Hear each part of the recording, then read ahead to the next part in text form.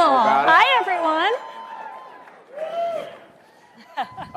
So Ivanka Trump, the first guest to be smart enough to match the chair, perfect. Everything you do has style. We've seen it before. And I'm kind of a little bit worried because Larry Kudlow brought a folder. And I don't know what's coming, but it is... cheat sheet. I hope you guys are appreciative. We had a hole in the schedule, so we thought we'd fill it in with Ivanka and Larry Kudlow. What do you think? It's pretty good. And Jared is already, as you guys heard, Jared gave me my pointers for how to make this go well, so it's going to be okay. But there's some serious things going on in the world, Larry. Why don't you give us an update? Thank you, Matt. Thanks, everybody. Appreciate the welcome very, very much. And it's Oh, yeah. Thank you. We love you, Ivanka. I love you guys. Up on the...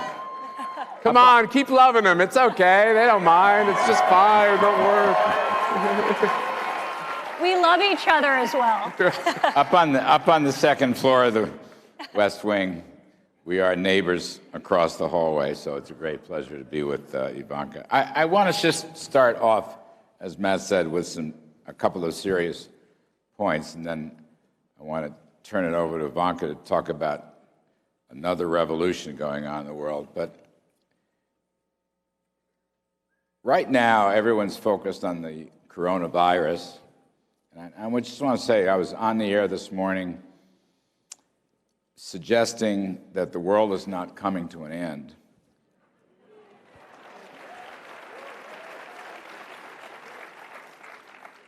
And suggesting that President Trump has made it very clear that the highest priority we have is the health and safety of the American people. And he has taken unprecedented and historical steps to contain the virus, protect Americans, to make sure that this will turn out to be a low-risk proposition, not a high-risk proposition. And when you look at the numbers so far, God bless, and we don't know what's ahead of us, but the numbers so far are very low. We're in good shape. And it just goes to show you what a country with freedom can do, even with public health, which is what makes us different. We have the finest public health system in the world. And also, I want to give thanks to Vice President Pence, who has taken over the task force and building on what we've done, and we've devoted all our resources toward it, Now, I'll say so far, the numbers coming in on the economy have actually been quite good, including today. Business investment is up. Personal income and spending, consumer spending is up. Confidence is up. All these Federal Reserve surveys are not showing supply chain breakdowns. I know the stock market is worried and fearful, but, you know, if you're a long-term investor, which is what you all should be,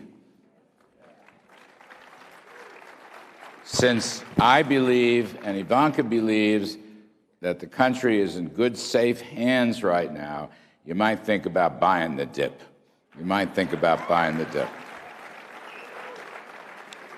Now, let me segue and switch gears just a little bit. The virus is not going to sink the American economy. What is or could sink the American economy is the socialism coming from our friends on the other side of the aisle.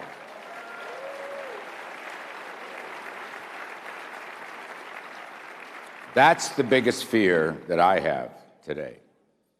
And I spoke a year ago at this conference about dealing with socialism. And listen, Matt and Ivan, I am perfectly happy to have a socialist candidate, so we will have it out.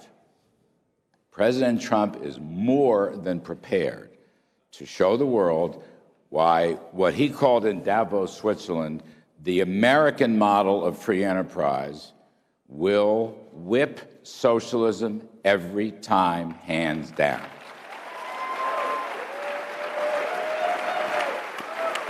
And I would argue, Larry, that the last 3 years has shown the world the benefits of the pro-growth policies this administration has put into place and the benefits of capitalism, in contrast to so many other nations around the world. So we are reaping the rewards of the macroeconomic agenda of President Trump, tax cuts, deregulation, and fueling American enterprise and ingenuity and creativity. And we're seeing that in that our economy is the envy of the world.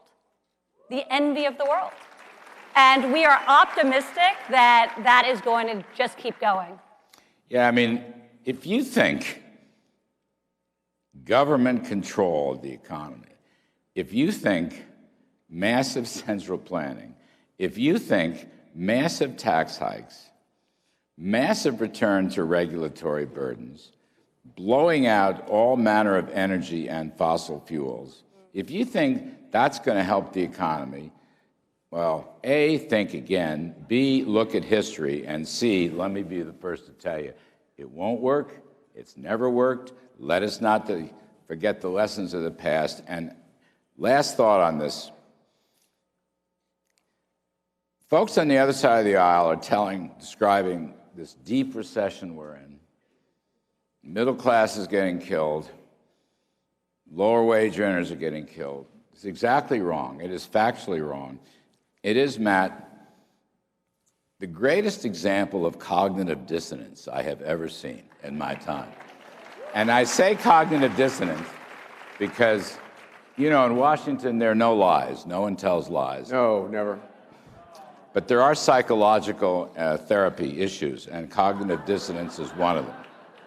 Now, I want to move through this. We'll talk some more about socialism later on. We're in the midst of a great blue-collar boom. Low-wage earners are actually doing better than the highest managing wage earners. We are showing that you can grow the economy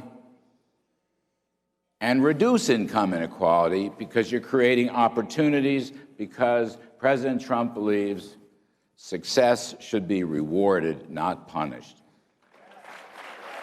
Now, I have my three booms, and I've mentioned the blue-collar boom. I'm going to mention the second boom, which I call affectionately the snowflake boom.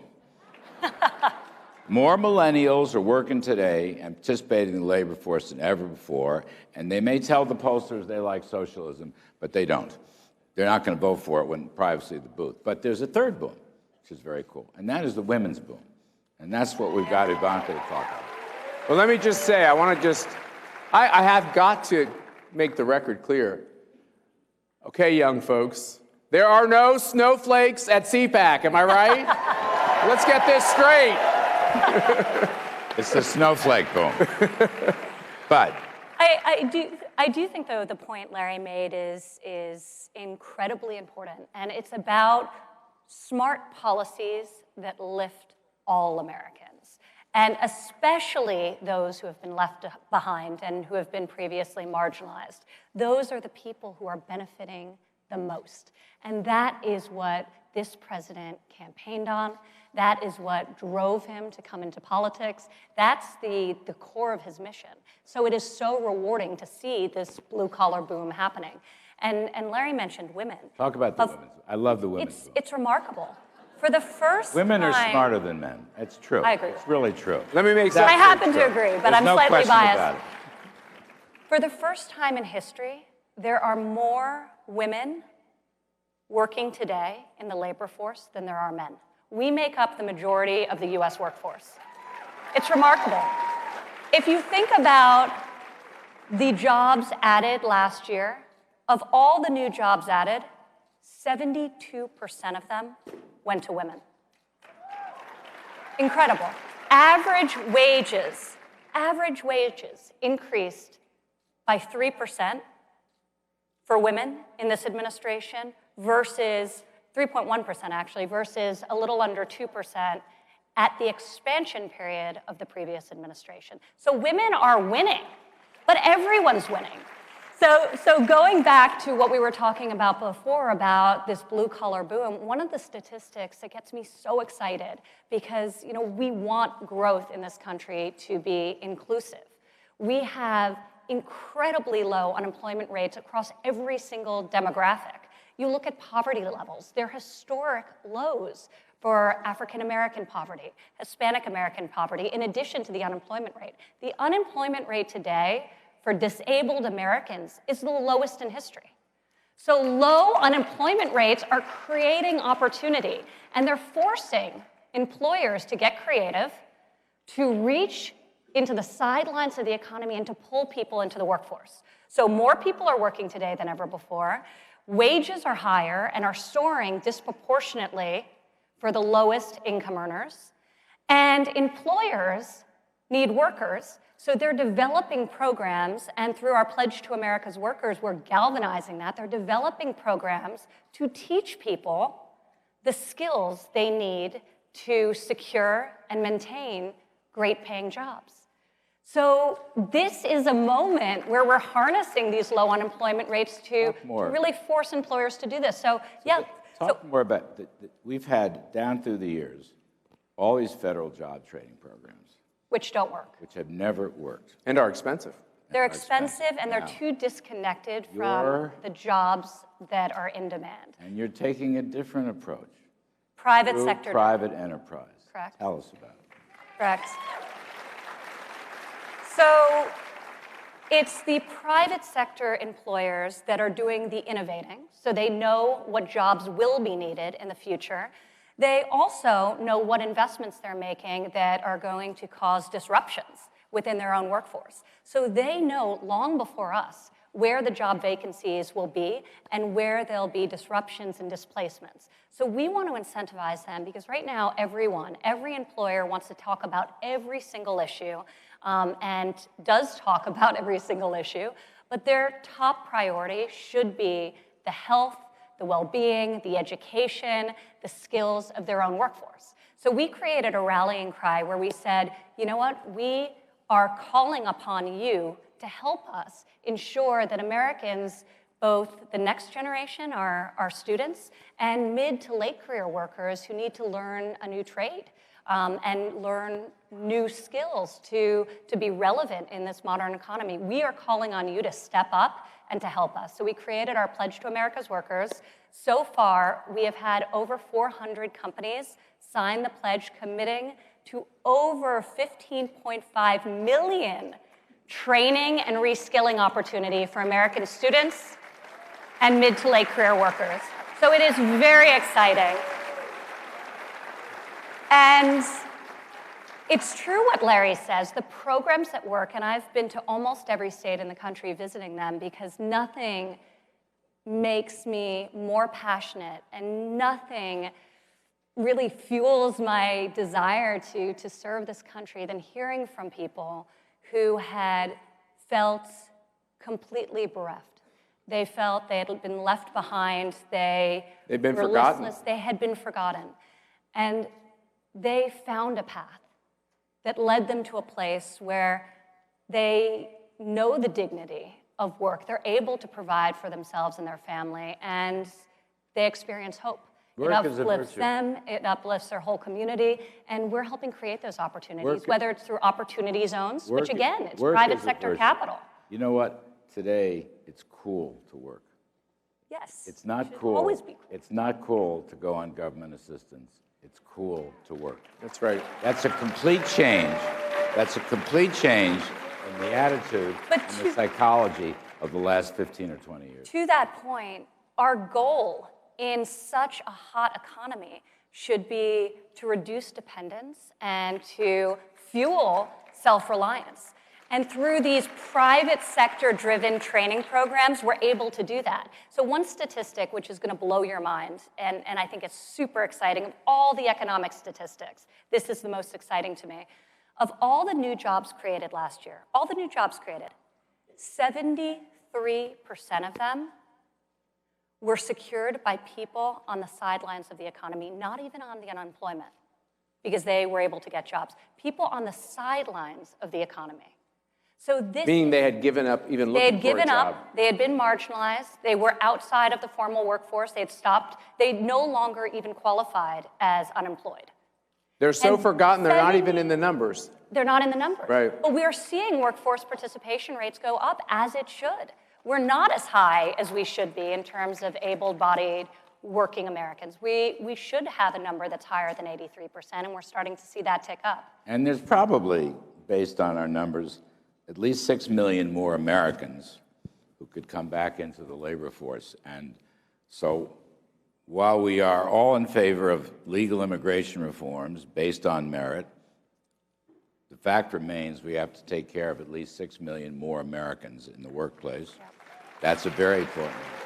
And what Ivanka has done, and I want to come back to America versus socialism, Kudlow versus socialism, Trump versus socialism. You know, Ivanka's revolution here is she's using the private sector and the free enterprise system for the job training and the reskilling and the improvement in the psychology. Remember, in a socialist economy, there is no private sector. There is no free enterprise. There is no rewarding success. There is no entrepreneurship. There is no technological innovation.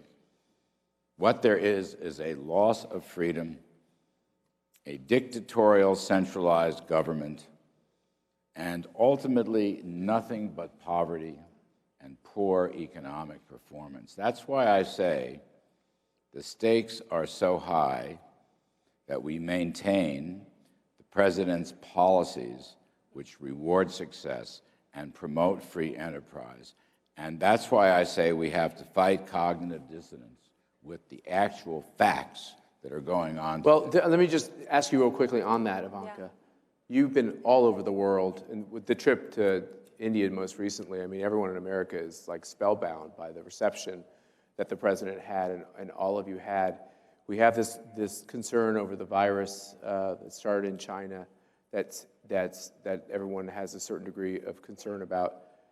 It's not the socialist countries that are leading the way to solving the problems. You've been all over the world. You can't find an example of that, right?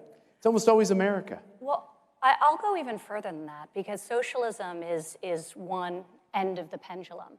But even if you look at countries, G7 countries, when we were in Davos, the American economy, our GDP growth rates, were the envy of the developed world, not only the developing world. So it's been fascinating to see that our policy agenda, our economic policy agenda around tax cuts that enable companies to be competitive in a global economy and invest in productivity in their workforce, deregulation, all of these things coming together, energy independence, has made America an outlier amongst the developed world, and really a source of envy in that regard. So I think even when the pendulum's less far left than socialism, we're seeing that our macro policies are achieving the desired goal that everyone wants, which is decreasing income inequality. So there's a lot of talk about inequality, but this president's policies,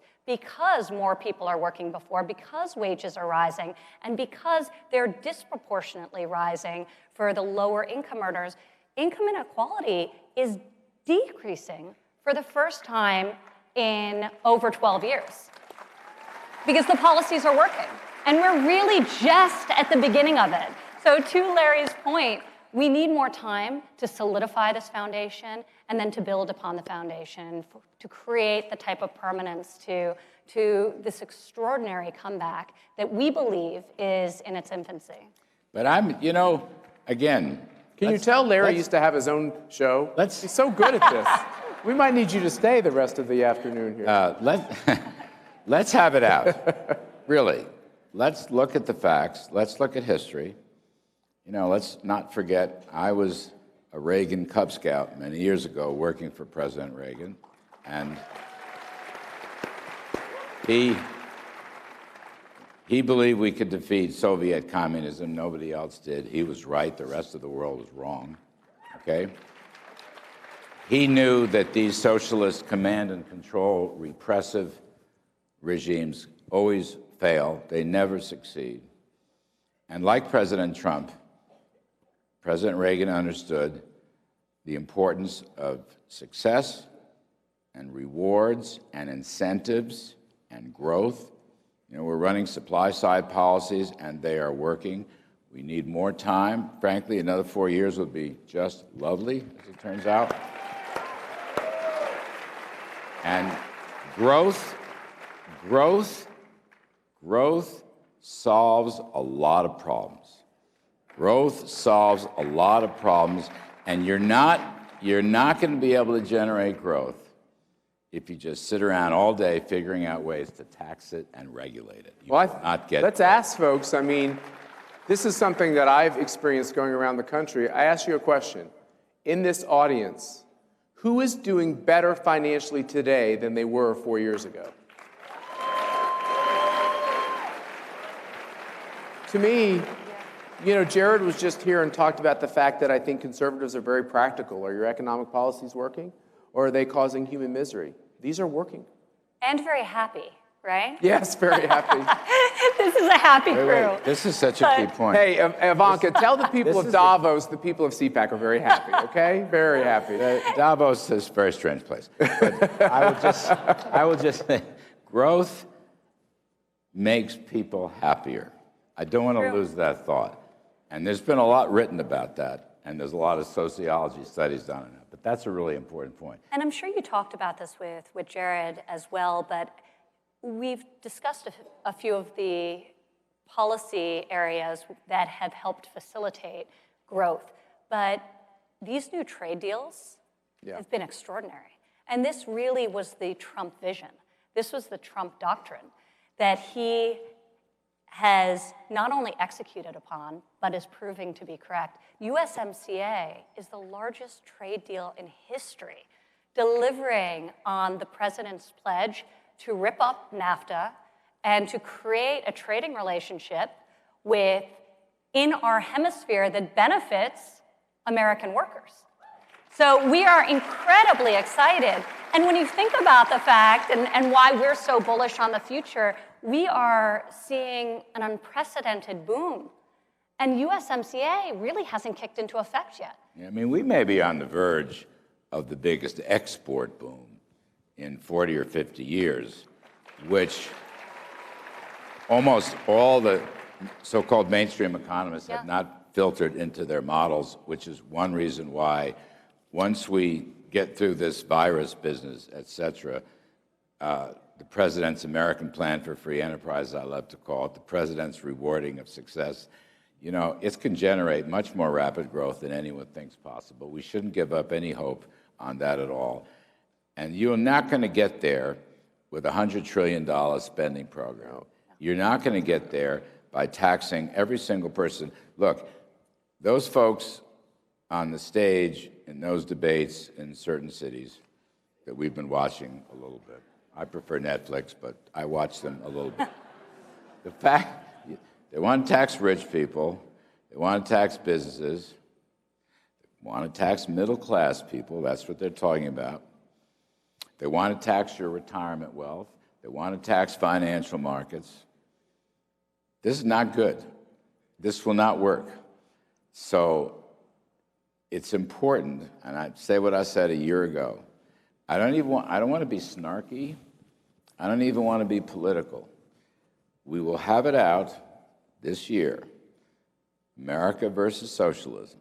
President Trump's model of free enterprise versus socialism. History proves time and again that socialism is a loser. And what all the president's going to do is show us why America is going to continue to be and will be an even greater winner. We like winners, not losers. Ivanka, we were talking backstage, and what happens at CPAC is you all just sign up. You just sign up on your own, which is the the private system should work. You decide whether you're going to come or not come, and just randomly every year, 50% of the attendees are in college or in high school. Yeah. So the biggest group of conservatives is filled, chock full, with the beautiful patchwork of all different kinds of America. There you go. And you don't feel the burn. We know that, okay? There's no burning going on here, okay? But Ivanka, with all this work you're talking about, with the opportunities in the labor market, the ways in which we all have to be entrepreneurial with our own careers and our own lives, what's your message to all these young people who are just here, Larry, an unending assault of a negative news coverage about how terrible America is and how awful this administration is? What's your message to these young people? Well, first of all, we are blessed, every single one of us, to live in this country today. And we should feel that every single day. Too many people have sacrificed too much and sacrificed so much at this very moment for us not to feel that blessing and that privilege. And as the president has said, and I wholeheartedly agree, the best is yet to come, folks. So to all the millennials, to all the audience, the best is yet to come. We are creating economic opportunity for all Americans that will allow you to seize your dreams. We're not going to be able to provide them, but we can create the playing field that enables you to realize your success. And that's what it's all about. And remember this, maybe a final point. I know you've got others to talk to, but when you're strong at home, you're strong abroad.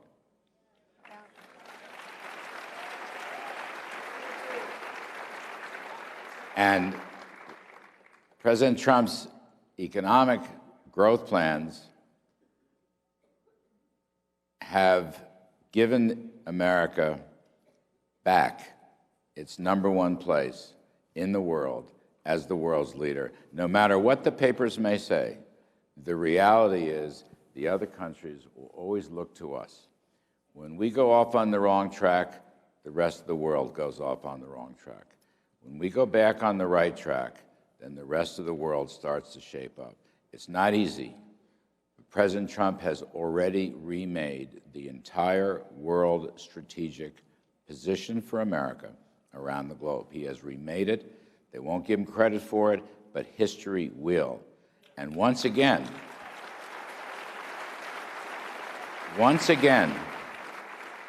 the doctrine here is freedom and rewarding success and individual enterprise and using all of our God-given creative talents. And I actually still believe that the Lord loves free enterprise. Absolutely. And you know what else? I don't think God's done blessing America. I have a feeling. I will say, just to dovetail off of that for a moment, this approach to embracing free enterprise, embracing the opportunity for all people to contribute to a nation's success is something that this president has taken not only in our domestic policy, but in our foreign policy. He launched the first ever all-of-government initiative that seeks to empower women in the developing world. We give a lot of money, and he talks about this a lot, in development assistance that never realizes the goal, so sadly, of achieving the end result, which is self-reliance. Why is that? Because nobody's asking countries to make the hard structural reforms that will enable them to thrive. So in creating this initiative, he said, we're very proud of our legacy of being the world's most generous country, but we expect reforms to be taken so that women can fully and freely participate in your economies. They have the ability to access institutions. They have the ability to buy, own, and inherit land. Most people would not believe that in 75 countries around the world, there's at least one law in place that prohibits women from buying, owning, or inheriting property. That 2.7 billion women globally in a lot of countries that we offer development assistance to aren't allowed work in the same industries as men, oftentimes the predominant industries in those countries. Agriculture, construction, water management. So he's taking this economic freedom approach into our foreign policy as well, and saying that we expect reforms, and we're going to ask you for them. So we believe in this wholeheartedly at home and abroad, and we'll export these American values in all that we do. I think we should summarize this conversation by saying, I think what you're both saying is we got to keep America great. Yes. Thank you all for honoring us by coming to CPAC. And keep winning. That's right. That's Thank okay. You all. Thank you.